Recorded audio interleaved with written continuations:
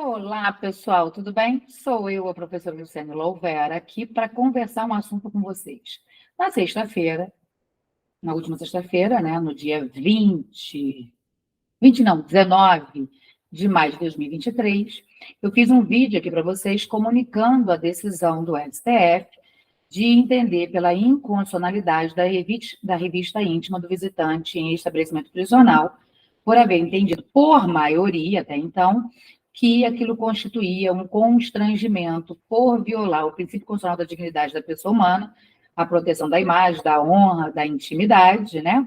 E eu conversei sobre isso com vocês aqui. Quando eu fiz o vídeo, eu inclusive disse a vocês que eu concordava muito com a decisão e que, inclusive, achava que ela tinha sido tomada de forma tardia, né? Porque todos os meus alunos de sala de aula sabem disso, eu sempre defendi de que a revista íntima é um constrangimento ilegal. Vou dizer novamente o que eu já havia falado com vocês no vídeo passado. Eu, inclusive, em sala de aula, sempre conversando sobre a revista íntima com os meus alunos, eu sempre disse, olha, para mim, fere o princípio da dignidade da pessoa humana e mais, fere o princípio da intranscendência da pessoalidade da pena. Porque o artigo 5º, inciso 45 da Constituição Federal vai dizer para a gente que a pena não passa da pessoa do condenado.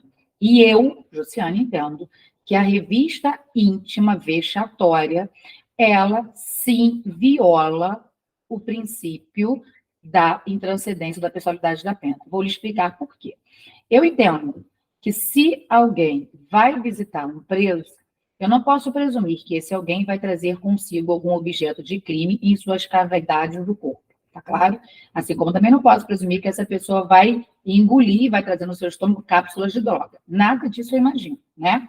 Então, para que eu faça uma revista íntima, onde a pessoa tem que se desnudar, tem que ficar de quatro, tem que fazer força para poder a gente ver se alguma coisa de dentro dela vai sair, isso é um constrangimento muito sério, tá? Além do mais, ainda que você diga para mim, se tiver fundada a suspeita de que a pessoa traz consigo esses objetos, não vejo essa como sendo a melhor forma. Por quê? Pode ser que se faça isso e não se encontre nada, e aí está caracterizado a violação do direito daquela pessoa.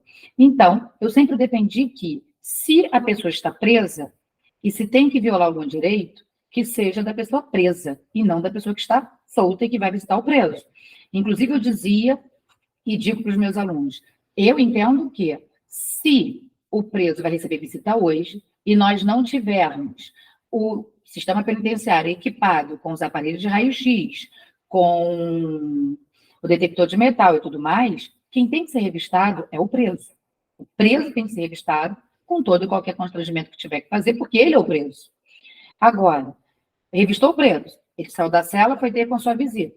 Quando ele volta, visita, espera, não pode ir embora.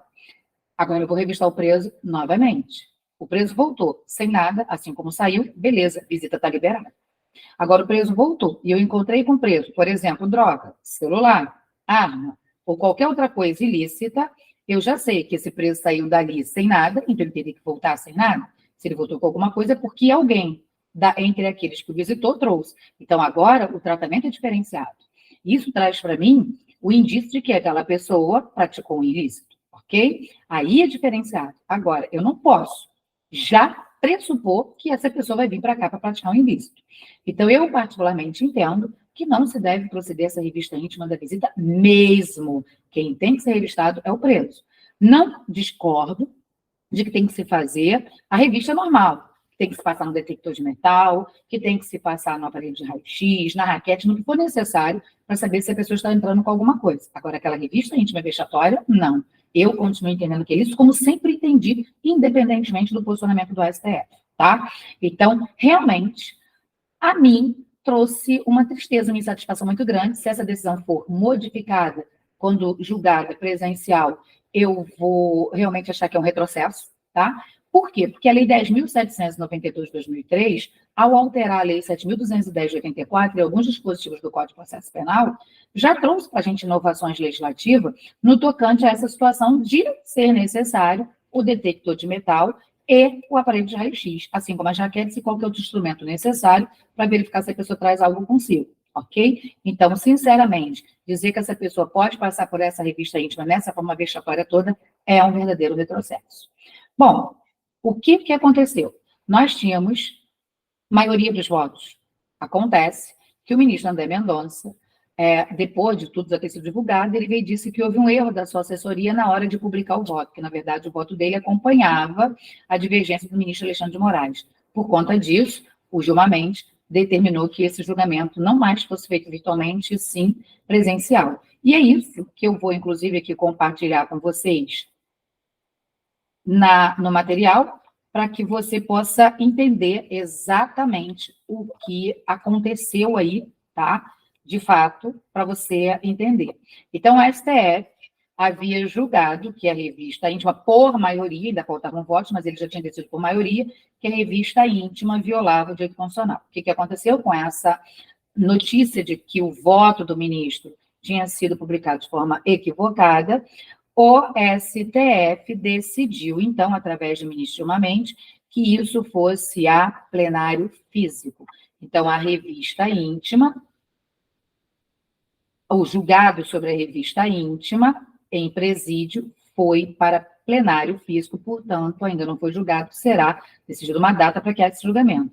Então, após o sistema do STF registrar a maioria, dizendo que já havia 5 votos contra a revista, o STF informou que houve um erro de lançamento no voto do ministro André Mendonça, ok? O ministro Gilmar Mendes, na própria sexta-feira, pediu destaque e paralisou o julgamento que analisava a constitucionalidade da revista íntima de visitante de estabelecimento prisional. Com o destaque, a análise do caso é retirada do ambiente virtual e levada à sessão presencial. O placar da votação será reiniciado e cabe à presidência decidir quando o processo voltará à pauta do STF. Pela manhã, de sexta-feira, dia 19, o sistema do STF informava que já havia maioria de votos, porque teriam votado favorável à inconstitucionalidade da revista íntima o ministro Fachin, Barroso, a Rosa Weber, o Gilmar, a Carmen Lúcia e o André Mendonça. Então, com a notícia de que houve um erro no voto do André Mendonça, voltamos à situação de que nós não tínhamos maioria ainda. Então, retirou-se do julgamento em plenário virtual para ir para o plenário físico. Então, contudo, na tarde da sexta-feira, a Corte informou que houve um erro no lançamento de voto do André Mendonça e que havia, na verdade, acompanhado o voto do ministro Alexandre de Moraes, que era divergente, certo? Então, entendamos como foi. A questão é objeto do agravo em recurso extraordinário 959.620, com repercussão geral, tema 998, e servirá de base para a resolução de pelo menos 14 casos semelhantes que estão sobrestrados em outras instâncias.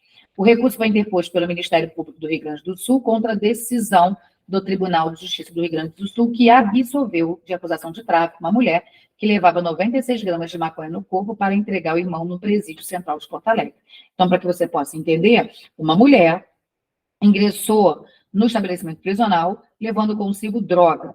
E, ao chegar lá, passou por essa revista íntima vexatória em que encontraram a droga com ela. E aí, então, ela foi condenada pelo juiz de primeira instância, a condenação foi confirmada pelo tribunal a condenação não foi condenada pelo Tribunal de Justiça, ou seja, não foi confirmada pelo Tribunal de Justiça, que a absolveu. Então, tendo o tribunal absolvido a acusada, o MP, não satisfeito com tal decisão, recorreu. E aí, então, a partir desse recurso, veio a discussão sobre a constitucionalidade ou a inconstitucionalidade da revista íntima, porque, uma vez considerada inconstitucional, a prova obtida seria ilícita, tá claro? E aí, muitos alunos meus, quando eu divulguei esse vídeo, vieram me chamar no privado, vieram tirar dúvidas comigo pessoalmente, inclusive dizendo, poxa, professora, então quer dizer que agora a pessoa pode entrar com droga, pode entrar com o que quiser no presídio. Gente, não é isso que eu estou defendendo, não é isso que a decisão defendia. Para e pensa no que está escrito e no que está sendo dito. Está sendo dito que a pessoa tem que passar por detector de metal e que a pessoa tem que passar por raio-x. Se ela tiver com droga dentro de si, o raio-x vai verificar isso. O que não pode é eu não ter nenhuma dessas certezas, ter apenas uma provável suspeita que alguém pode trazer alguma coisa consigo e desnudar essa pessoa, fazer com que ela fique de cócoras, fazendo força como se fosse evacuar, para ver se sai dela algum objeto criminoso. Isso é constrangedor. Em pleno século XXI, onde você vive na era digital, você submeter uma pessoa a uma revista como essa é estarrecedor. Não combina em nada com o sistema que nós temos de Estado Democrático de Direito e de preservação do princípio da dignidade da pessoa humana. Não combina em nada.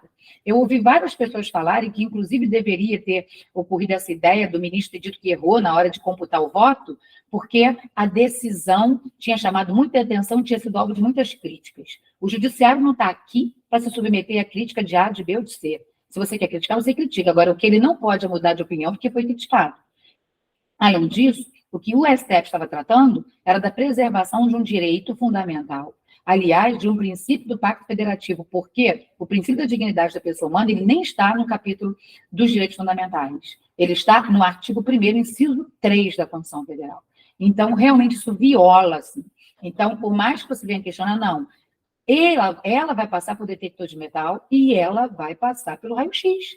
O que não pode é eu não fazer ela ser submetida a nada disso e submetê-la a uma revista íntima, vexatória, constrangedora nessa proporção. Tá claro? Então, o Tribunal Gaúcho, para o segundo Tribunal Gaúcho, a prova foi produzida de forma ilícita e, portanto, absolveu a mulher, desrespeitando as garantias constitucionais da vida privada, da honra e da imagem, pois a visitante foi submetida a procedimento de revista vexatória no momento em que ingressava no sistema para realizar a visita ao familiar detido. Tem sempre aquela pessoa que vai dar opinião, como eu já ouvi, estou triste com essa decisão, é um absurdo, porque agora a pessoa vai poder entrar com o que quiser. Gente, volto a informar, ela não pode entrar com o que ela quiser. Ela vai passar pelo raio-x, ela vai passar pelo detector de metal, tá ok? Bom, então houve aí o que ele chama de ofensa à dignidade da pessoa humana. Em seu voto, o ministro Fachin assinalou que as provas obtidas a partir de práticas vexatórias, como desnudamento de pessoas, agachamento e busca em cavidades íntimas, por exemplo, devem ser qualificadas como ilícitas por violação à dignidade da pessoa humana e aos direitos fundamentais à integridade, à intimidade e à honra. Eu, sinceramente, entendo que ele decidiu acertadamente. Volto a falar o que eu disse lá no início. Se há alguém que pode, diante da falta dos instrumentos necessários a detectar qualquer situação como essa, se há alguém que pode passar por essa revista vexatória, esse alguém teria que ser o preso e não quem vai visitar. É assim que eu penso. O ministro observou que, de acordo com a Lei 10.792, que alterou a Lei 7.210 e o Código de Processo Penal, o controle de entrada nas prisões deve ser feito com o uso de equipamentos eletrônicos, como detectores de metais, scanners corporais, raquetes e aparelhos de raio-x. Com esses equipamentos, é possível você saber se alguém traz algo possível. Você não precisa de nada disso. Você vai para o aeroporto, você consegue passar com alguma coisa? Não. Por quê? Porque o raio-x, o scanner, vai mostrar se tem a mesma coisa deve existir em um presídio. Fácil assim. Então, não tem nada dessa decisão ser criticada. É o que tem que ser feito. A ausência desses equipamentos para o ministro não justifica a revista íntima. É como eu disse para vocês. Se não tem o equipamento, o problema é do Estado. O problema é do Estado.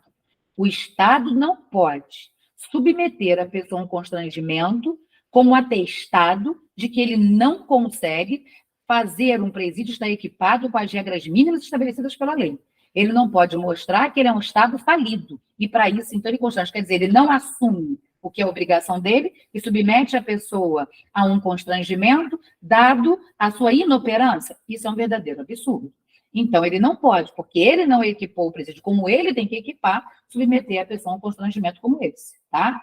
Então, Fachin considera que as revistas pessoais são legítimas para viabilizar a segurança e evitar a entrada de equipamentos e substâncias proibidas nas unidades prisionais. No entanto, é inaceitável que agentes do Estado ordene a retirada de roupa para revistar a cavidade corporal, ainda que haja fundado suspeita. Concordo plenamente com ele mais uma vez. De acordo com o relator, a busca pessoal sem práticas vexatórias ou invasivas só deve ser realizada após o uso de equipamento eletrônico, ainda se houver elementos concretos ou documentos que justifiquem a suspeita do porte de substância ou objeto ilícito ou proibido. Segundo ele, isso é necessário para permitir o controle judicial e a responsabilidade civil, penal e administrativa nas hipóteses de arbitrariedade. Salientou ainda que, na maioria dos estados, as revistas íntimas para ingresso em unidades prisionais foram abolidas, inclusive com regulamentação local. Segundo dados da Secretaria da Administração Penitenciária de São Paulo, colhidos de 2010 e 2013, ficou constatada a reduzida quantidade de itens proibidos apreendidos em procedimento de revista íntima em comparação com o material ilícito recolhido na fiscalização de celas. Segundo a Secretaria, apenas 0,3% das revistas foram encontrados objetos ilícitos. Então, Provas ilícitas. Em relação à ilicitude da prova, o ministro votou pela manutenção do acordo do Tribunal do Rio Grande do Sul, que anulou a condenação da mulher. Ele observou que a revista foi realizada após denúncia anônima, fórmula usual para justificar realização de procedimento. Muitas das vezes, não há nem denúncia anônima. Apenas se diz que houve para poder justificar o procedimento e depois dizer que não agiu com abuso, quando, na verdade, há o constrangimento aí com esse tipo de atuação do servidor público. O ministro propôs a fixação da seguinte tese de repercussão geral: é inadmissível a prática vexatória de revista íntima em visitas sociais nos estabelecimentos de segregação compulsória, vedado sobre qualquer forma ou modo o desnudamento de visitantes e a abominável inspeção de suas cavidades corporais, e a prova a partir dela obtida ilícita, não cabendo como excusa a ausência de equipamentos eletrônicos e radioscópicos. E não me venham com aquela história de que, mas se encontrou a droga, a pessoa se submeteu a isso. Ok. E se não encontrasse? Se fosse uma notícia anônima, mentirosa, e a pessoa que não levou nada fosse submetida a isso? A gente costuma aplaudir quando é na casa dos outros. Mas e se fosse você que tivesse um familiar preso e você tivesse que passar por essa revista, tendo a certeza que você não estava levando nada consigo? Você acha certo? Claro que não. Então, é muito fácil a gente aplaudir todo esse tipo de atuação quando é longe dos nossos olhos, quando é longe da nossa família. Então, a gente tem que entender que o direito tem que ser igual para todo mundo. Então, divergência, o ministro Alexandre de Moraes divergiu do relator ao entender que nem toda revista íntima pode ser automaticamente considerada abusiva, vexatória ou degradante. Segundo ele, em casos excepcionais, essa revista, embora invasiva, pode ser realizada desde que em situações específicas e que os agentes do Estado sigam um protocolo rigoroso para não impor ao visitante situações degradantes. Eu quero saber qual é o tipo de protocolo que deixa uma pessoa sem roupa e que toca-se nas cavidades íntimas dela, que isso não traga constrangimento, mas tudo bem. O ministro também entende que as provas obtidas não são automaticamente ilícitas, devem ser analisadas caso a caso pelo juiz para verificar se houve excesso. Ainda segundo o ministro, o procedimento não deve ser realizado de forma generalizada. A revista deve ser feita por pessoas do mesmo gênero e, caso haja necessidade de contato físico invasivo, por médicos. Aqui ele começou a ser um pouquinho legalista, porque realmente essa é a situação. Se eu sei que alguém tem droga no estômago, eu não posso simplesmente fazer ela colocar o dedo na goela e contar, ou dar qualquer outra substância para ela tomar e fazer aquilo, porque se deflagra uma cápsula de droga dessa, caindo na sua corrente sanguínea, ela morre de overdose, ou a gente ainda vai responder pelo homicídio. E a mesma coisa quando se dá em relação à cavidade vaginal ou anal de quem quer que seja. Então, tem que ser feito esse procedimento? Descobriu que há isso? Então, passei por um raio-x, por exemplo, verificou, vou ter que fazer revista íntima para tirar. Eu tenho que levar essa pessoa à delegacia para que se proceda a uma perícia e o médico faça a retirada desse objeto sem maiores danos, tá? De acordo com Alexandre de Moraes, não pode haver compulsoriedade, mas a administração penitenciária pode vedar a entrada de visitantes que não concordarem em ser revistados.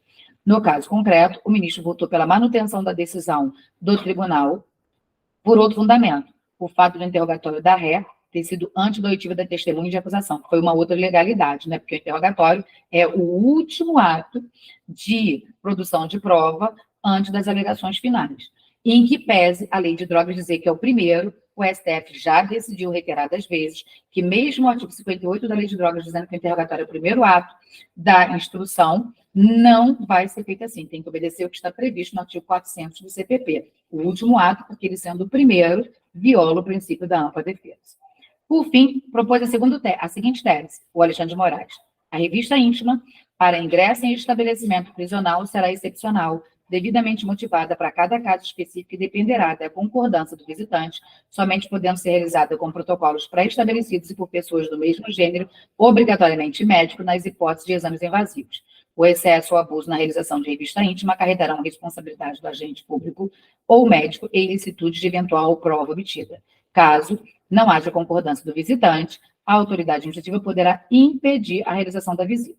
Então, esse era o voto de divergência do ministro Alexandre de Moraes. E aí, o que diz o André Mendonça é que, na verdade, ele votou com a divergência do ministro Alexandre de Moraes, mas na hora de ser publicado, houve um erro da sua assessoria em publicar como se ele tivesse votado contrário à revista íntima. E por esse motivo é que nós tivemos agora vamos ter agora a necessidade desse julgamento ser feito em plenário físico, ok? O que significa dizer que, por hora, tudo continua como está e vamos aguardar cenas do próximo capítulo, ok? Agora, pensando na lei, essa revista íntima não deve ser feita. O agente vai passar pelo detector de metais, pelo aparelho de raio-x, e aí, sim, uma vez passando, sendo verificado que ele traz consigo, traz dentro de si objeto de crime, aí sim ele vai passar por essa revista íntima, seguindo os protocolos legais de pessoas do mesmo sexo e um médico para que faça a apreensão do objeto que a pessoa, porventura, venha trazido dentro de si. Ok? Eu espero que vocês tenham compreendido. Se tiverem qualquer dúvida, como sempre, estarei aqui à disposição. Manda perguntinha que eu respondo. Ok? Até a próxima, turma.